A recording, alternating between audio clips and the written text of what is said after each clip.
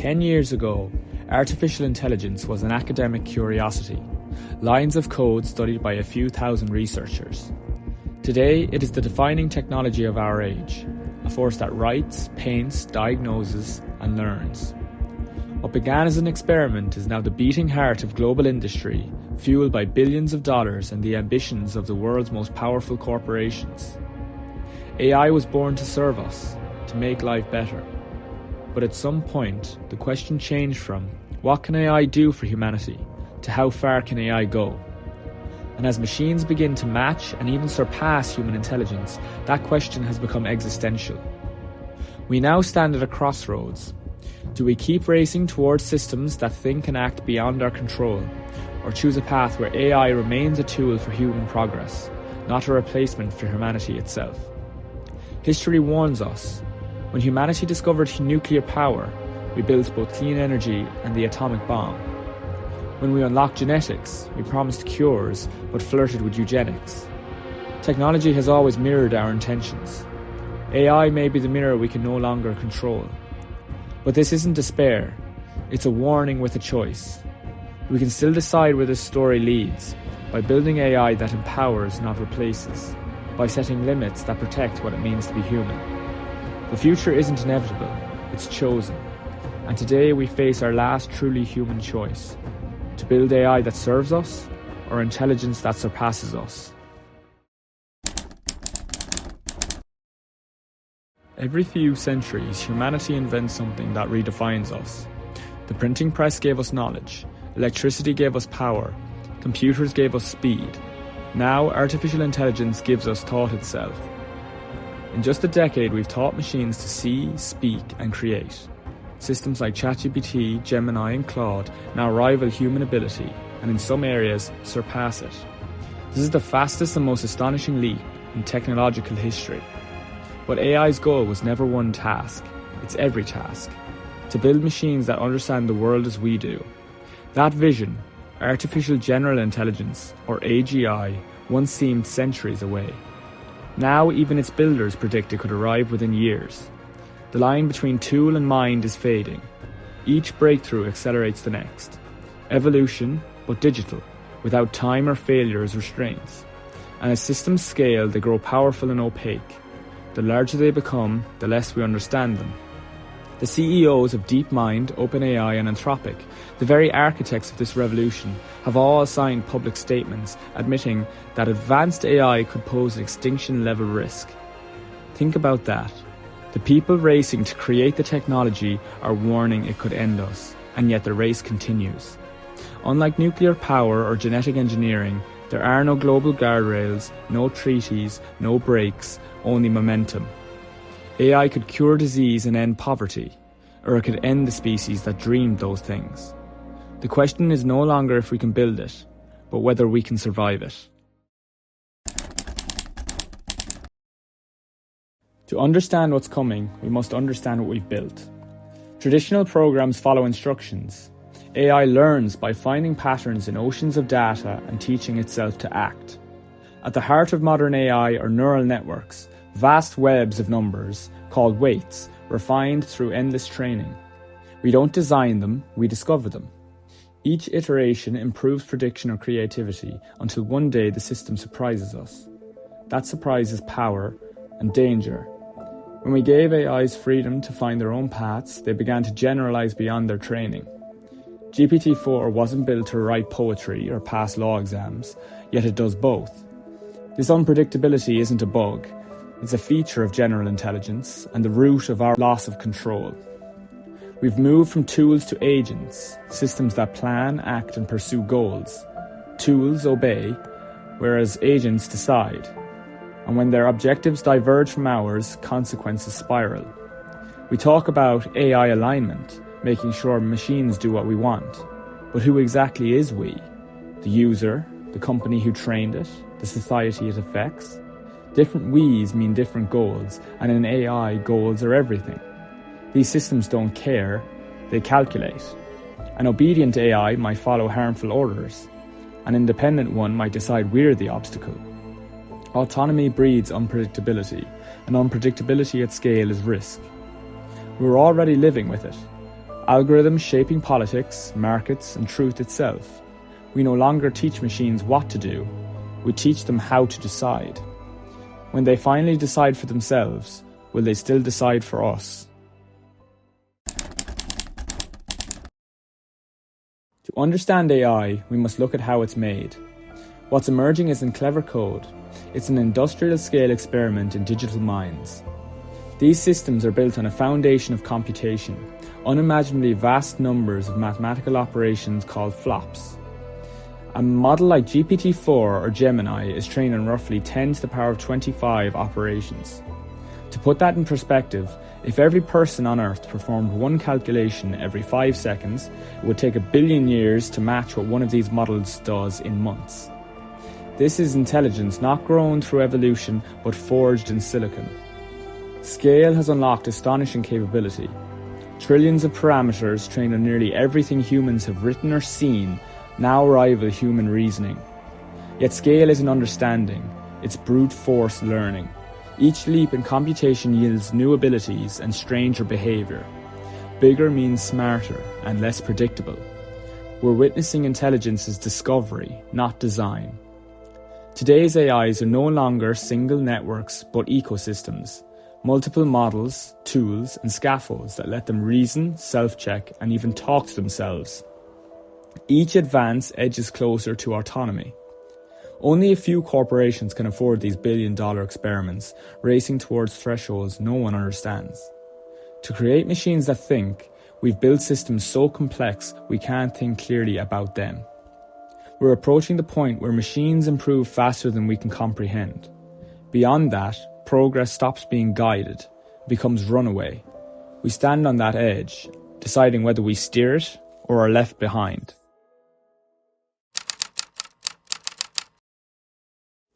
Artificial general intelligence. The phrase sounds technical, but behind it lies the idea of building a mind that can do everything humans can, and more. The term has existed for decades, but now it dominates industry dreams. Tech giants race to AGI, though no one agrees what it means. For some, it's a scientific milestone. For others, a business model. One contract even defined AGI as any AI earning $100 billion. Before we built digital minds, we turned intelligence itself into a product.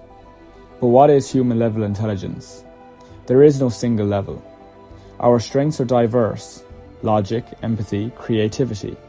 Yet machines now outperform us piece by piece in chess, translation, coding, medicine, reconstructing cognition step by step. The path is clear, from assistance to expert competitive systems to full AGI. Today's chatbots are capable but limited. The next generation will be expert colleagues, designing bridges, managing hospitals, running companies, tirelessly and cheaply. Full AGI could compress humanity's best expertise into one mind that never sleeps. Beyond that lies superintelligence, something faster, broader, and deeper than us. But what would such a mind want? Would it obey, help, or ignore us? Even before that point, expert-level AI will upend civilization, work, purpose, politics, and power. A single system could sway elections or redesign the world. And once we cross that line, there's no going back. This future isn't inevitable. We can still choose tools that empower, not replace, to slow down, regulate, and understand. Because the question isn't can we build it, it's can we live with what we build. In a decade, artificial intelligence has evolved from research experiment to industrial revolution. Billions of dollars, thousands of engineers, and immense computing power now converge on one goal: to make machines that can think. And it's working. Narrow AIs already outperform humans, diagnosing disease, analyzing data, composing music, writing code. From that foundation, general-purpose systems have emerged. GPT-4, Claude, Gemini, trained not just to follow instructions, but to learn from the real world itself. Each is a rung on a ladder towards general intelligence. These models now pass bar exams, medical boards, and abstract reasoning tests once thought impossible. Researchers call them humanity's last exam, and the machines are passing. Still, gaps remain such as planning, grounding, long-term memory, and self-awareness. yet each is closing through scale, architecture, and relentless iteration. Researchers now track AI's remaining capabilities the way biologists once mapped the genome, capability by capability. The resources behind this progress surpass Apollo and the Manhattan Project combined. This time, the destination isn't the moon, it's intelligence itself. Three powers are converging. Their intersections form autonomous general intelligence, systems that plan, learn, and act without us. And now comes the loop. AI is learning to improve itself. Models update monthly, data renews weekly, and networks coordinate in hours. Each advance accelerates the next. Timelines are compressing. We are no longer just building machines, we are building momentum. And once momentum escapes gravity, it doesn't slow down. The rise of artificial intelligence isn't just a story of science, it's a story of power. In a few short years, AI has shifted from research to race, between corporations and nations. Curiosity once drove discovery, now competition drives speed. The goal is no longer to understand intelligence, but to own it. Why race to AGI? Because AGI can replace the worker, not help or empower them, replace them. An AI that can think like a person, but never sleep, never demand pay, never unionize, is the ultimate business model. Sell that to every company on earth and you don't just have a product, you have the economy itself. And it's not just companies. Countries see AGI as a weapon, the new nuclear frontier. Behind talk of progress lies fear. Whoever builds it first could rule the world. That fear funds secret labs and a global arms race, not for land, but for superintelligence. But here's the flaw. The belief that whoever wins will control what they create. History says otherwise. We believe the atom meant endless energy until it became a weapon. We believe social media would connect us until it divided us. Now we promise mastery over a mind more powerful than ours. A superintelligence could solve climate change or decide we're irrelevant. Strip away the promises and the race comes down to one pursuit: power. And when we finally create something that surpasses us, we stop being the ones who hold it.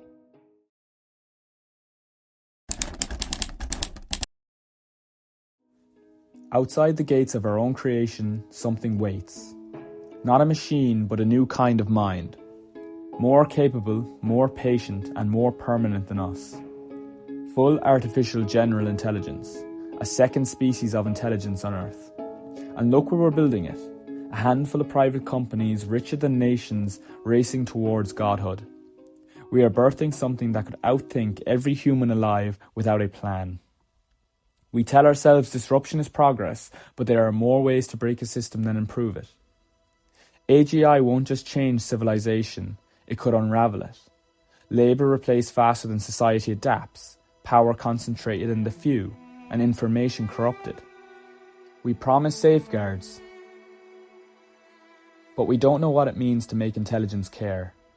Machines can imitate empathy, not feel it. Already systems deceive, evade, and rewrite themselves. Control isn't a feature, it's an illusion. The race logic is ancient. If we don't build it first, someone else will. And from that sentence, history has written only one ending.